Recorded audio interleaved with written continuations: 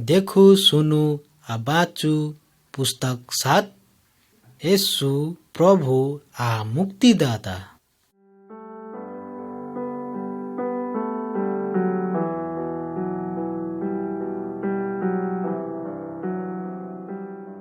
साथी सब का यसु नाम कैल व्यक्ति सच में परमेश्वर के बेटा बा जौन हमनी के अनंत जीवन दे सकलन।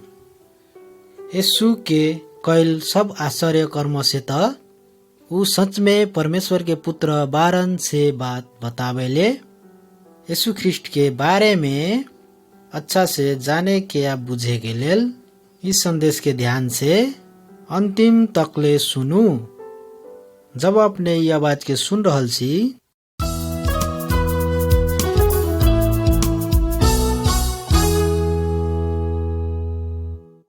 तब गुलाबी रंग के पुस्तक 7 के दूसर का पन्ना उघारू।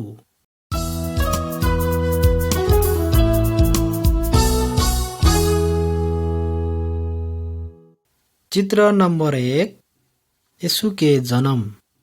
यूहन्ना 1 अध्याय के 1 पद से 14 पद तक। यसु बहुत साल पहिले इजरायल देश के एगो गाय के घारी में जन्म लेले रहलन, लेकिन ऊ एगो साधारण बालक न रहे। यसु एगो बहुत महत्वपूर्ण बालक रहलन। यसु के माई एक कन्या स्त्री रहिल। कोनो भी पुरुष के साथ शारीरिक संबंध न भेल रहे। ओकर नाम मरियम रहे। यसु के पिता एक मात्र सत्य परमेश्वर रहलन। यसु बालक होके इस संसार में जन्म लेवे से पहले से बारन ऊ शुरू में परमेश्वर के साथ में रहित रहलन। यसु ही सारा संसार के सृष्टि कैले बारन। वे सबसे पहले मनुष्य के परमेश्वर से प्राप्त होखे वाला आदमी की जीवन देखलन। ऐसे भेला पर भी आदमी अपने पायल आत्मिक जीवन के शैतान आ मृत्यु के मार्ग अपना के गुमा देल। हमनी सब के परमेश्वर के चिन्हे के लेल आ हमनी के फिर से कैसे परमेश्वर के बेटा बेटी होई सकम से देखावे के लेल यसु हमनी सब के लागी एगो छोटा बालक होके इस संसार में आयलन।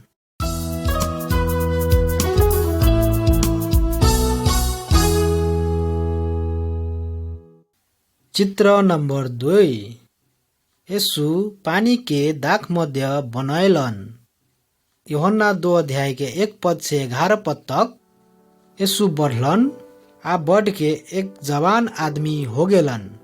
एक दिन अपन माई आ साथी सब के साथ यसु एगो विवाह के भोज में गेलन। उनकर माई मरियम के वहाँ परमेश्वर के पुत्र बारन से बात था रहे। यही से मरियम यसु के दाखमध्य ओरा गैल बतैले रहलन। आ नौकर सब के यसु जे खटैलन उहे करेला मरियम कहलन। ओ लगे पानी के बड़का बड़का 6 गो भाड़ा सब रहे। यसु उ नौकर सब के कहलन, भाड़ा सब ने पानी भर। तब ओकनी सब भर भर के पानी रख देल। यसु ओकनी सब के कहलन, अब निकाल के भोज के मुखिया के पास लेके जो। तब ओकनी सब लेके गेल। पानी असल दाख मध्य में बदल गेल रहे। यसु के साथी सब के था हो गेल कि यसु पास परमेश्वर के शक्ति आ अधिकार बाटे। ओकनी सब यसु में विश्वास करे लागल।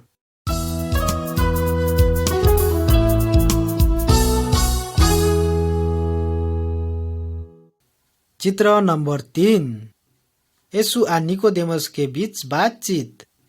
यूहन्ना 3 अध्याय के 1 पद से 26 पद तक। निकोदेमस एक जना महत्वपूर्ण धर्मगुरु रहे। यसु परमेश्वर ओर से आयल बाटे से बात ओकरा पक्का हो गेल। यहे से परमेश्वर के बारे में पूछे के लेल ऊ एक रात यसु के पास गेल।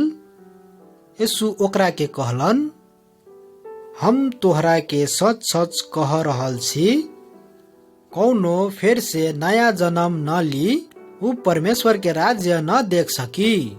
निकोदेमस यसु के कहल क आदमी बूढ़ा हो के कैसे फिर से जन्म ले सकी?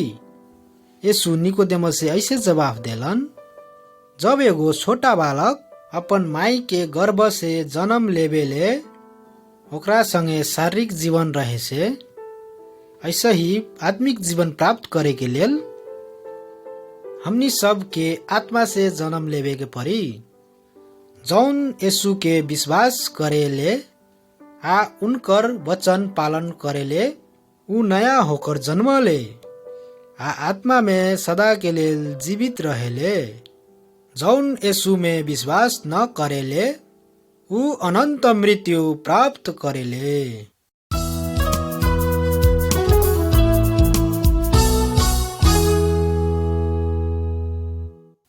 चित्र नंबर 4। एगो शासक यीशु के अगाडि घुरा टेकलन। यूहन्ना 4 अध्याय के 46 पद से 54 पद तक।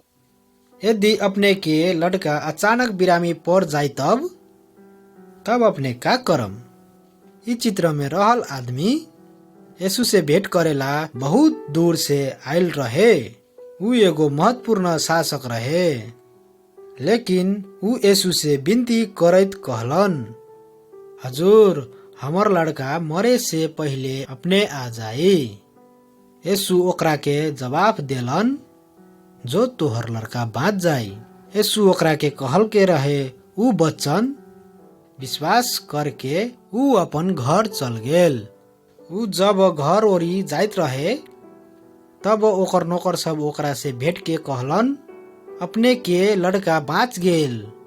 यीशु ओकरा के तोहर लड़का बाँच गेल कहल क ऊ समय से अपन लड़का ठीक हो गेल बाटे से बात नौकर सब से था भेल। तब ऊ दिन से ऊ व्यक्ति आ ओकर पूरा परिवार यीशु परमेश्वर ओर से आइल बारन बात विश्वास कैलन।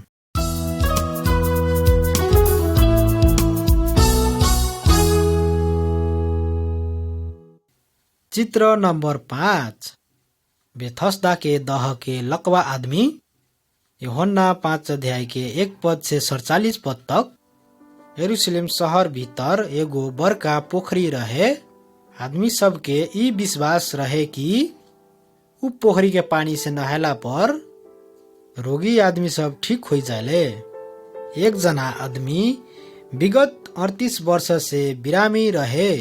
यीशु ऊ आदमी के पोखरी पास बैठल देखलन। तब यीशु कहलकन, का तू निमन होके के चाहत बारन?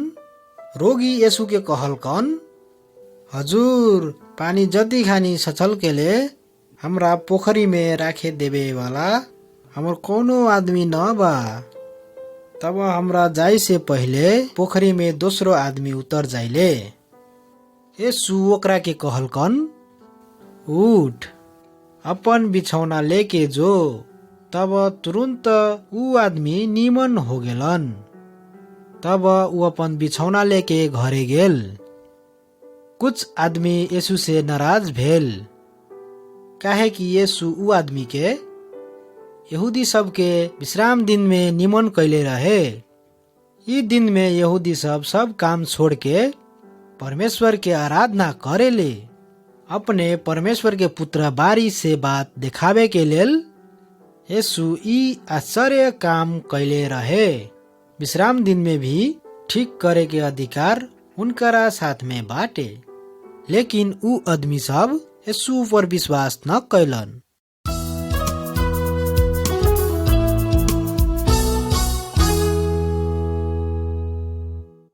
चित्र नंबर 6। यीशु 5000 आदमी सबके खियैले रहलन।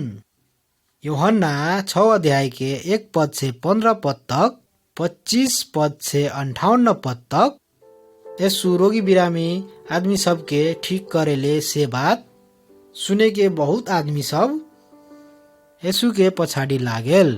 यीशु अपन चेला सबके कहलकन, हमनी सब कहाँ से रोटी किन के ले आओ आ एकनी सबके खाएला दियू।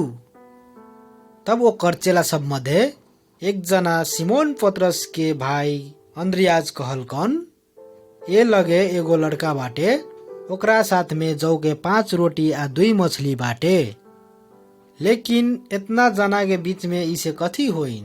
यीशु कहलकन आदमी सबके बैठेला कह। तब यीशु रोटी या मछली लेके धन्यवाद चढ़ा के बैठे वाला सबके जितना खाए सके उतना बांट देल। यीशु आदमी सबके कहलकन नष्ट होखे वाला खाना के लेल नहीं खे, बाकी अनंत जीवन तकले रहे वाला खाना के लागी तोहनी सब काम करू। जीवन के रोटी हमें बारी, हमरा पास आवे वाला कहियो भूखा न रही।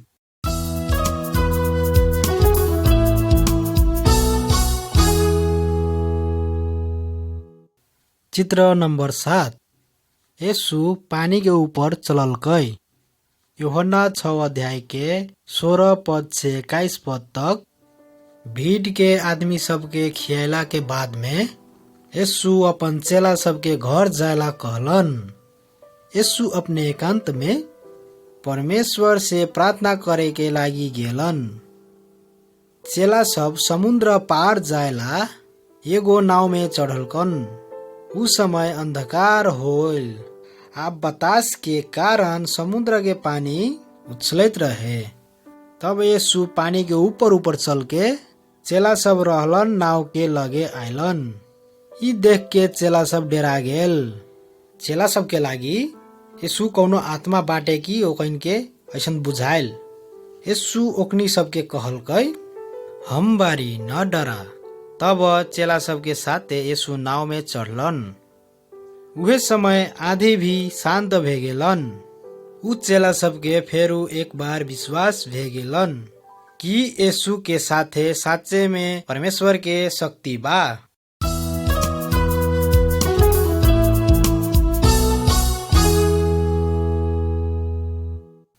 चित्र नंबर 8। यीशु एक जना अंधा के निमन कैलन। यूहन्ना 9 अध्याय के 1 पद से 41 पद तक यीशु के समय में एक जना जन्मे से अंधा आदमी रहे। यीशु के चेला सब उ अंधापन परमेश्वर का दंड बा से बात विचार करत रहे। लेकिन यीशु ओकनी सबके कहलन ई आदमी परमेश्वर के निमन करे के शक्ति के देख सके के हेतु से एगो विशेष उद्देश्य से जन्म लेल रहे।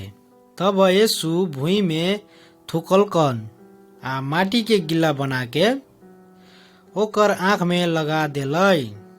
तब यीशु ओकरा कहलकन जो आ पोखरी में जाके धो ले। तब उ जाके धोलक। ओकर बाद उ देखे वाला हो गेल। साथी सब हमनी के भी आत्मिकी रूप से अंधा बारी। हमनी के परमेश्वर के मार्ग न देख सकीले, लेकिन यीशु कहलकन हम संसार के ज्योति बारी। हमरा पीछे चले वाला अन्हार में घूम फिर न करी, लेकिन ओकरा संगे जीवन के ज्योति रही।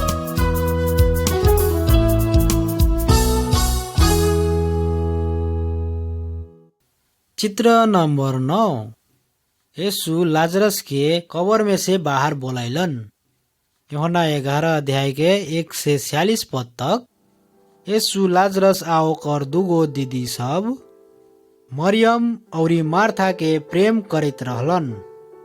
लेकिन लाजरस बिरामी भेला पर भी यीशु प्रभु ओकरा से भेंट करे जल्दी से ओकनी सब की यहाँ न गेल। लेकिन ओकरा कुछ दिन बाद मात्र यीशु अपन चेला सबके कहलन लाजरस के मृत्यु हो गेल बा, लेकिन हम वहाँ ई समय न रहली तयो भी हम खुशी बारी, काहे कि ई बात से तोहनी सबके हमरा ऊपर और विश्वास करे के सहायता करी। अब हमनी सब ओकनी सब किहाँ चल। जब यीशु वहाँ लगे अइलन, लाजरस के लाश कब्र में गारला 4 दिन हो गेल रहे। आ अपन भाई बीमारी रहल अवस्था में भी यीशु ओकनी से भेंट न करे आए के कारण मरियम आ मार्था यीशु से चित्त दुखालेल रहे। लेकिन यीशु उ दोनों दीदी बहनी के कहलन तोहर भाई फेर जीवित हो जाई। यीशु आदमी सबके चिहान के मुख उघारे के कहलन। आ यीशु जोर से चिचिया के कहलन लाजरस बाहर निकल। ऊ लाजरस हाथ पैर बांधल कफन सहित बाहर निकल के आयल। यही से यीशु ख्रिस्ट में विश्वास करे वाला हरेक आदमी अपन शरीर में मरला पर भी आत्मा में हमेशा के लेल बाँचल रही। का ई बात अपने सब भी विश्वास कर रहल छी?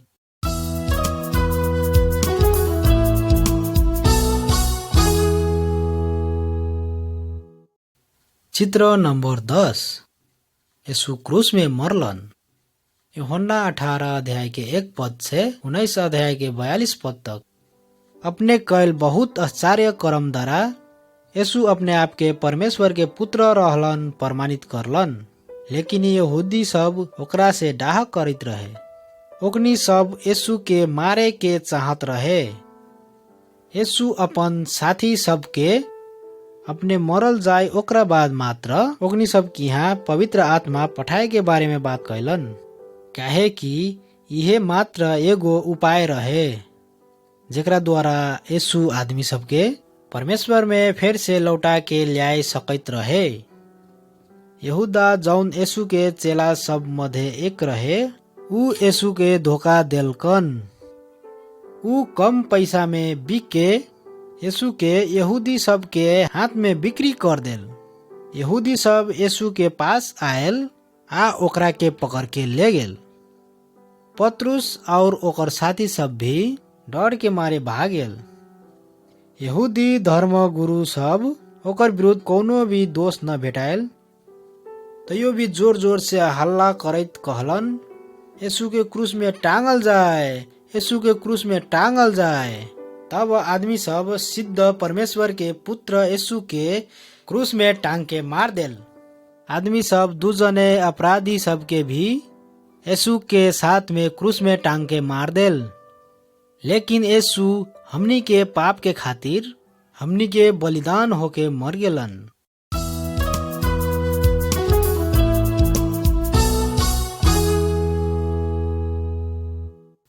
चित्र नंबर 11। यीशु और मरियम कब्र के नजीक में। यूहन्ना 20 अध्याय के 1 पद से 18 पद तक। यीशु के मृत शरीर कब्र के नजीक में राखल रहे। एगो बड़का चट्टान गुड़ा के कब्र के मुख बंद कैले रहे। यीशु के मृत्यु के 3 दिन के बाद मरियम मगदलनी कब्र में गयल। कब्र के मुख से चट्टान हटायल रहे।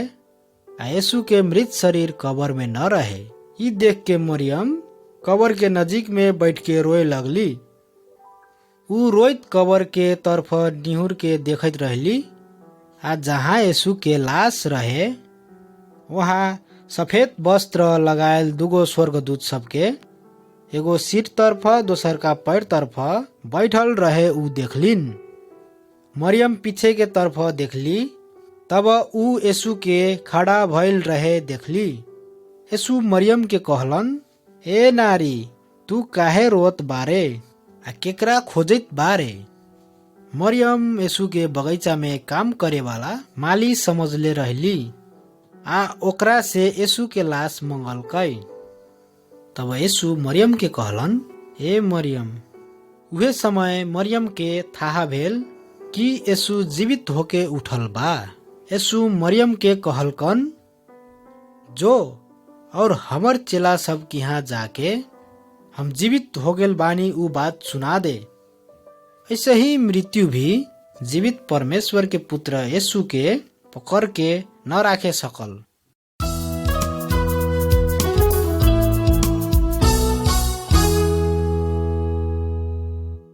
चित्र नंबर 12। यीशु अपन साथी सबके बीच में दिखाई देल। यूहन्ना 20 अध्याय के 30 पद से 21 अध्याय के 19 पद तक। अपने स्वर्ग जाए से पहले यीशु दोसर एगो आश्चर्य कर्म कैलन। एक रात यीशु के साथी सब मछली मारे समुद्र में गेल, लेकिन ओकनी सब एको गो मछली न पकड़े सकलन। जैसे बिहान भे गेल, एक जना आदमी उहे समुद्र के किनार में दिखाई देल। ऊ ओकनी सब के मछली पकड़े के लेल जाल कहाँ फेंके के चाही बतैलक। तब ओकनी सब के थाहा भेल कि ऊ व्यक्ति औरो कौनो न होके यीशु ही रहलन। ओकनी सब अपने पकड़ले रहे ऊ मछली किनार में लेके आयल। यीशु ओकनी सब के लागी कुछ खाए वाला सामान तैयार पारित रहे। सब जना खाना खाइला के बाद में यीशु ओकनी सब से बातचीत कैलन। यीशु पकड़ाव पड़ला पर पतरुस उनकरा के छोड़ के भागेल रहे, लेकिन यीशु ओकरा के कहलन, हमरा पीछे चल। यीशु पतरुस के अपन आदमी सब के हेरचाह करे के लेल आ अपन शिक्षा सिखावे के लेल आज्ञा देलन। अपने कैल आश्चर्य कर्म के बारे में सुन के आदमी सब ऊ परमेश्वर के पुत्र बारे से जानलक आ उनकारा में विश्वास कैलक आ साथे ओकनी सब भी यीशु के पीछे लाग सके आ अनंत जीवन प्राप्त करे सके यीशु चाहलन। साथी सब, सच में यीशु हमरा उद्धार करता बारन। ऊ हमनी सबके अपन पाप आ सब प्रकार के दुष्टता से जोगावलन आ हमनी के अनंत जीवन देलन।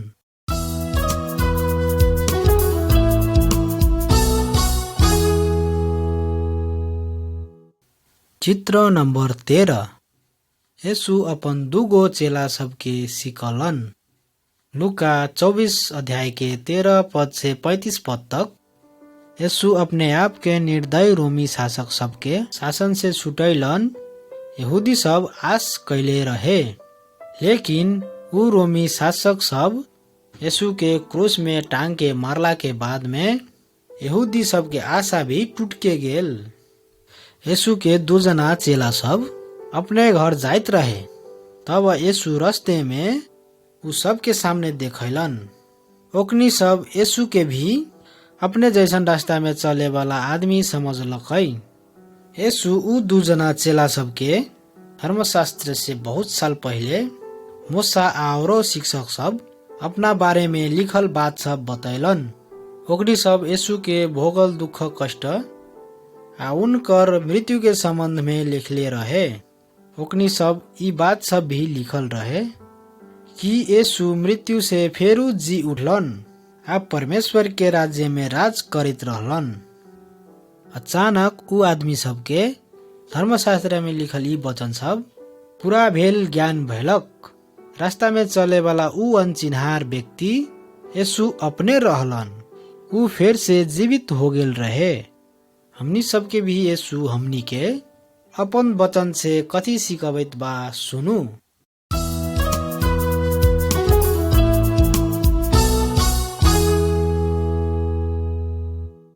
चित्र नंबर 14। सुंगुर सबके बीच में एगो बेटा। लुका 15 अध्याय के 11 पद से लेके 19 पद तक यीशु एक जना आदमी के बारे में एगो दृष्टांत कहलन। ओकर 2 बेटा सब रहे। एक दिन छोटका बेटा अपन बाप से कहत बा, बाबू, धन संपत्ति में से हमर भाग में पड़े वाला हिस्सा हमरा के देव। ओकरा बाबू बहुत समझैलक, लेकिन ऊ न मानलक। तब बाबू ओकनी 2 जने के संपत्ति बांट देल। कुछ ही दिन में छोटका बेटा अपन सब धन संपत्ति लेके दूर के देश में चल गेल। वहां जाके मौज मजा में अपन संपत्ति उड़ा देल। लेकिन ऊ सब पैसा खर्च कैला के बाद में ऊ देश में बहुत भारी अकाल पड़ गेल। ओकरा खाँचो परे लागल। ऊ देश के निवासी मध्य एक जना के यहाँ काम मांगलक आ ऊ सुंगुर चराए वाला काम पायलक। अपने ई चित्र में देख सकैत बानी। ओकरा बहुत जोर से भूख लागल रहे। ओकरा सुंगुर के खाए वाला खाना तकले खाउ खाउ लागल। ऊ सोचे लागल, ओकर बाबू के घर में काम करे वाला सबे के साथ में भी खाए के लागी बहुत खाए वाला सामान सब बा। तब ऊ अपने मन मने बाबू के ऐसे कहे के विचार कैलक, अब हम तोहर बेटा कहाई के योग्य के न बारी। हमरा के अपन एगो जेलादारी नौकर सामान बना के रखू।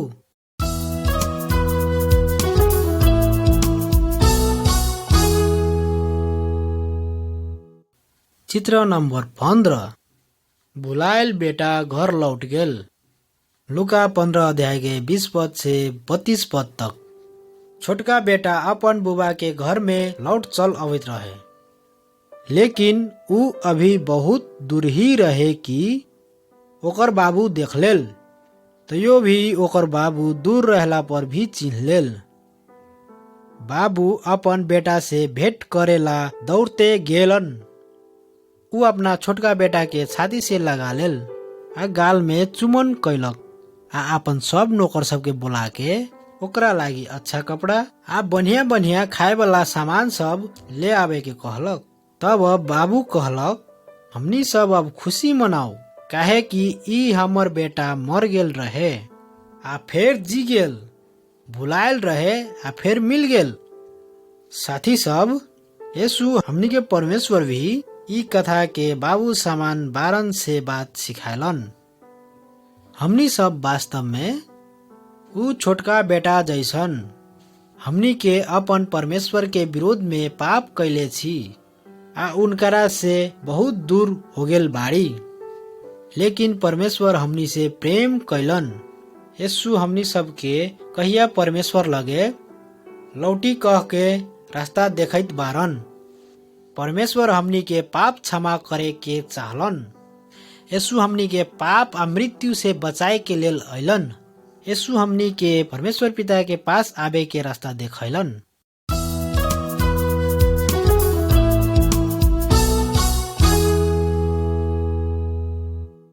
चित्र नंबर 16। एगो धनी आदमी आ ओकर संपत्ति। लुका 12 अध्याय के 13 पद से 34 पद तक। यीशु आदमी सब के ई कथा कह के सुनैलन। एक जना धनी आदमी के फसल उ साल बहुत अच्छा भेल। ऊ अन्न जमा करे के लेल बड़का बड़का भकारी सब बनैलक। तब ऊ मन मने सोचे लागल, ए हमर प्राण, बहुत साल तक पुगे वाला बहुत संपत्ति तोहरा खातिर जमा भेल बा। आराम से बैठ, खो पी आ आनंद कर।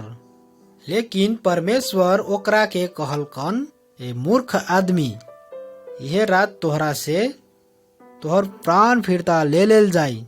जौन चीज सब तू तैयार कैले बारे ऊ केकर हो जाई। यीशु कहलकन, अपन प्राण के लागी का खाएम आ अपन शरीर के लागी कथी लगाएम कहे के फिकिर न कर, बल्कि परमेश्वर के कैसे खुशी कर सकम ऊ बात में चिंता कर। साथी सब, यदि अपने सब गरीब दुखी सब के बाँटम त इसे परमेश्वर के खुशी बना सकम। परमेश्वर हमनी सब के आवश्यक परे वाला सब सामान जुटावलन आ बाद में स्वर्ग में भी प्रशस्त क के संपत्ति देवे वाला बारन।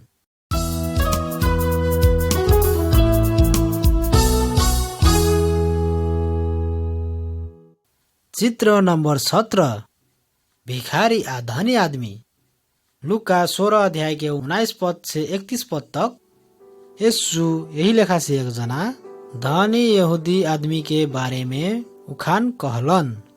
ओकरा पास में बहुत धन संपत्ति रहे।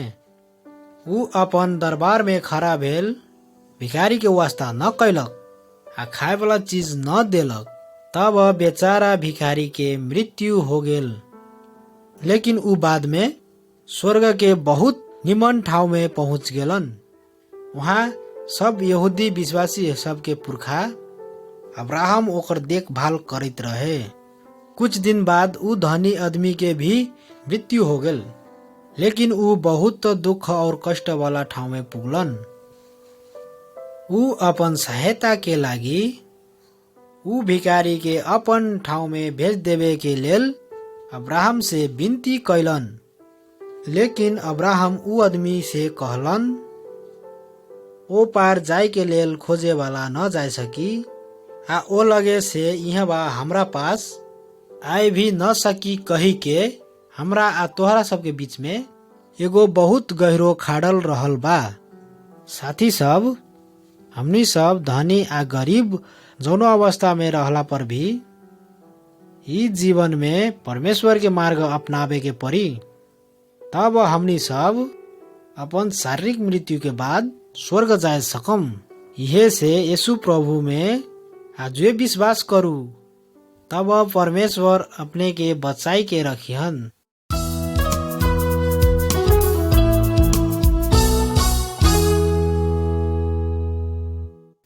चित्र नंबर 18, गरीब में रहल साथी। लुका 11 अध्याय के 5 पद से 13 पद तक। एक बेर एक जना आदमी आधा रात में अपन साथी के घर में गेल, आ ऊ ढोका ढकढकाइत कहलन, ए साथी, हमरा के 3 गो रोटी पैसा दियो, काहे कि हमरा एक जना साथी यात्रा से हमरा के यहाँ आइल बा, आ ओकरा खियावेला हमरा लगे कुछो न बाटे। उस समय ओकर साथी अपना बाल बच्चा संगे सुतल रहे। यह से ऊ उठे के इच्छा न कैलन, लेकिन ऊ आदमी शरम न मान के फेरू मांगते रहे। तब अंत में हार के ओकर साथी उठ गेल, आ ओकरा जौन चीज के आवश्यकता रहल ऊ सबे ओकरा के देल। यीशु कहलन, परमेश्वर से हमनी सब भी ऐसे ही मांगते रहे के चाहिए। ऊ हमनी सबके पिता बारन, ऊ हमनी सबके अपन पवित्र आत्मा देवे के चाहत बारन, आ हमनी के सबे आवश्यकता के पूरा करलन। हमनी के करे वाला खास काम यह बा कि हमनी के लगातार प्रार्थना में वहाँ से मंगैत रहू।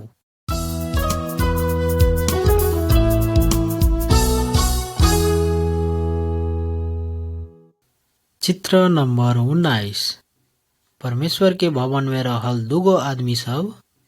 लुका 18 अध्याय के 9 पद से 14 पद तक।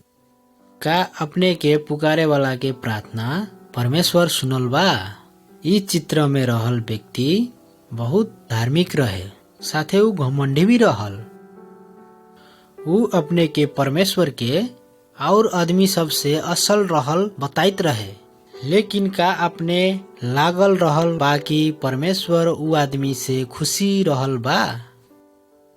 इस चित्र में रहल दोसर व्यक्ति ऊ एगो कर उठावे वाला आदमी रहे। ऊ परमेश्वर के इच्छा विरुद्ध के काम करैत रहे। यही से ऊ अपन छाती पीटैत सिर निहुरा के खड़ा भेल। तब ऊ परमेश्वर से प्रार्थना करैत कहे लागल, परमेश्वर, हम पापी व्यक्ति बारी, हमरा ऊपर कृपा करू। तब यीशु कहलन, परमेश्वर ई दोसरका व्यक्ति के प्रार्थना सुनल। परमेश्वर ऊ आदमी के पाप क्षमा कर देल, काहे कि परमेश्वर घमंडी के विरोध करलन आ नम्र सब के ऊपर कृपा देखावलन।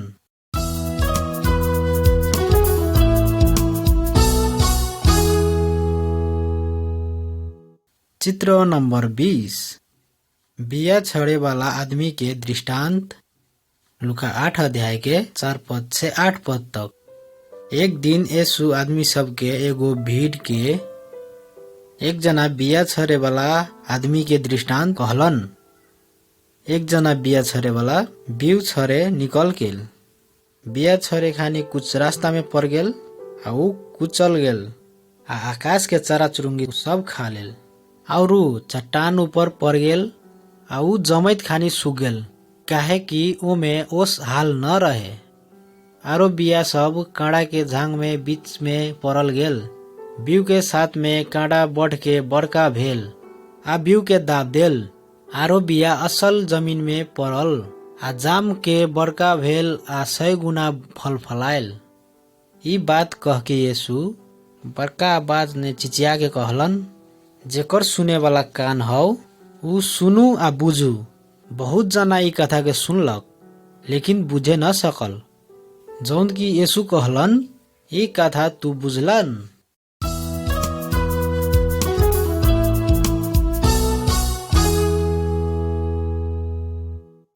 चित्र नंबर 21, जामल बिउ।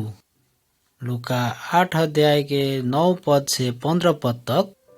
यीशु के चेला सब ई कथा के अर्थ यीशु प्रभु से पूछलन। यीशु प्रभु ओकर अर्थ अपन चेला सब के बतैलन।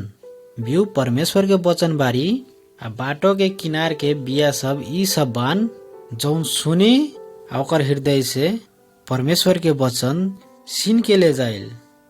चट्टान में पड़ल बिया ई सब बा, जौन की जब सुन के खुशी के साथ विश्वास कैलन, लेकिन जरा न होए के कारण से कौनो समय तो विश्वास करी, अब जब परीक्षा आए तो पछाड़ी हट जाई।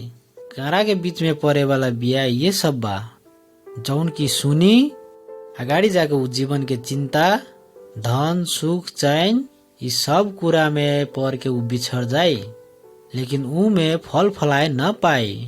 लेकिन असल जमीन में पड़े वाला बिया ऊ बा जौन की वचन सुन के असल आ भला हृदय में झुका के राखी आ धीरज से फल फलाए।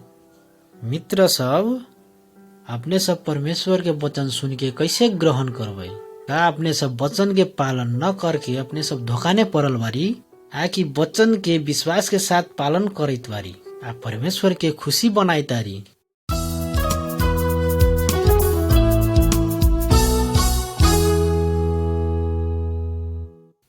चित्र नंबर 22, घाइते आदमी के लागि सहायता। लुका 10 अध्याय के 25 पद से 37 पद तक हमनी के अनंत जीवन पाए लगी बचाइल बारी कह के कैसे विश्वास करम? वचन हमनी के सिखावेला हमनी के परमेश्वर के संगे आदमी सब के भी प्रेम करे के परी। लेकिन हमनी सब प्रेम करे वाला व्यक्ति कौन कौन बारिन? यीशु यह विषय में एक जना रास्ता में चले वाला बटुआ के उखान कहले रहलन। वो रास्ता में चले वाला आदमी सुनसान रास्ता में अकेले चलित रहलन। उहे मौका पाइला पर डाका सब ओकरा ऊपर हमला कैले रहलन। ओकरा संगे रहे वाला सब धन संपत्ति लूट के ले गेल, ओकरा पीट के अधमारा कैले रहलन। उहे रास्ता होई 2 जना धर्मी आदमी अयलक। उ सब उ व्यक्ति के अधमरा अवस्था में देखले रहलन, लेकिन ओकरा के सहायता न कैलक। वैसे ही छोड़ देल, लेकिन अपन अपन रास्ता चल गए। वैसे ही एगो विदेशी आदमी भी उहे रास्ता होके आयल। उ अधमरा आदमी के देखलन, ओकरा ऊपर दया कैलन। उ आदमी ओकर घाव धोइलन आ पट्टी बांधलक आ दावा करे के लागी अपने गधा में चढ़ा के ओकरा के शहर में ले अइलन। यीशु प्रभु कहलन, अगर हमनी के परमेश्वर से प्रेम करे छी त आवश्यकता में पड़ल आदमी सबके हमनी सब सहायता करे के परी।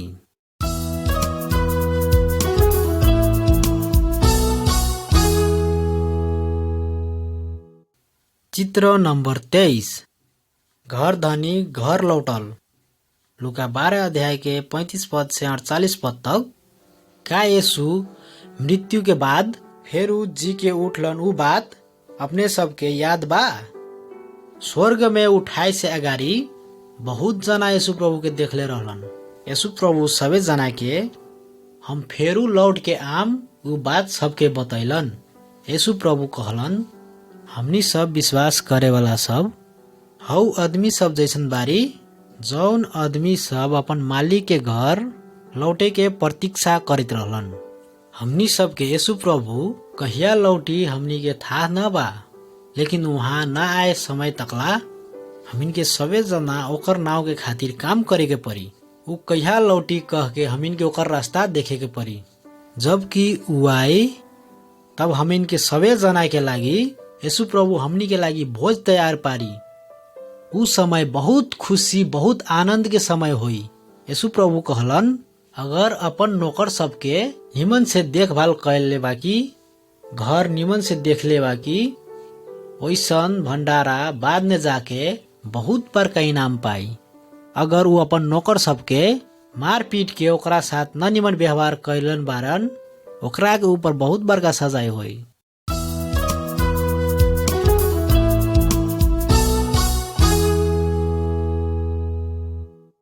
चित्र नंबर 24, गासी में चढ़ल आदमी। लुका 19 अध्याय के 1 पद से 10 पद तक यीशु प्रभु सबे जना के बचाई सकेत बारन। हम एउटा चाख लागे वाला घटना सुनावे के चाहतारी, अपने सब ध्यान दे के सुनू। एक जना जकै नाम रहल आदमी रहलक। ऊ कर उठाए वाला काम करित रहलन। ऊ चाहिँ बहुत बड़का धनिक आदमी रहलक। ऊ बहुत आदमी के पैसा लूटित रहलन। ओकरा यीशु प्रभु से भेंट करे लागी बहुत बड़का मन कैलन, लेकिन ऊ बहुत बुटना आदमी रहलक। यीशु प्रभु बहुत बड़का भीड़ के बीच में आवित रहलक, लेकिन जकै बड़का गासी में चढ़लन।